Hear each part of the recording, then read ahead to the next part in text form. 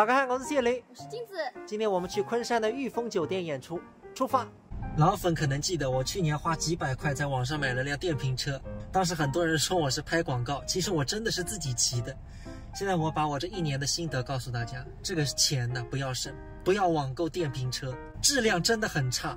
你在路上开它都会有零件掉下来，而且最关键的是什么？就是它那个电瓶有问题，就是现在啊，你充满电可能开出去1-2公里就没电了。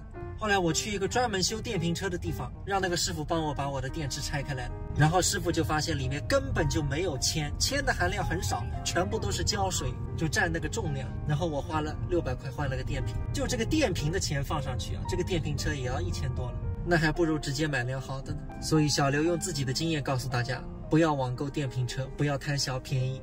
开了1个半小时，国道在修路，终于开到目的地。每次来昆山演出啊，这个停车是一大问题，今天也停了很久。万幸的是，我对这个裕丰还比较熟悉，曾经我们在裕丰这个大厦演出过15天。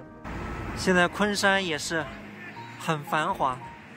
原本以为今天是婚宴，没想到是公司晚会，华谊电子公司年会，基本都已经坐满了。今天我们的节目在下半场。干杯！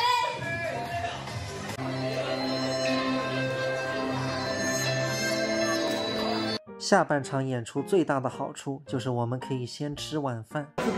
那个木门娘亲，空儿里梦。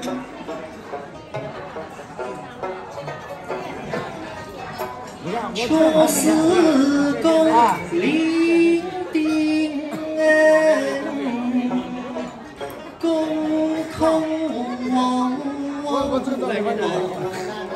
神。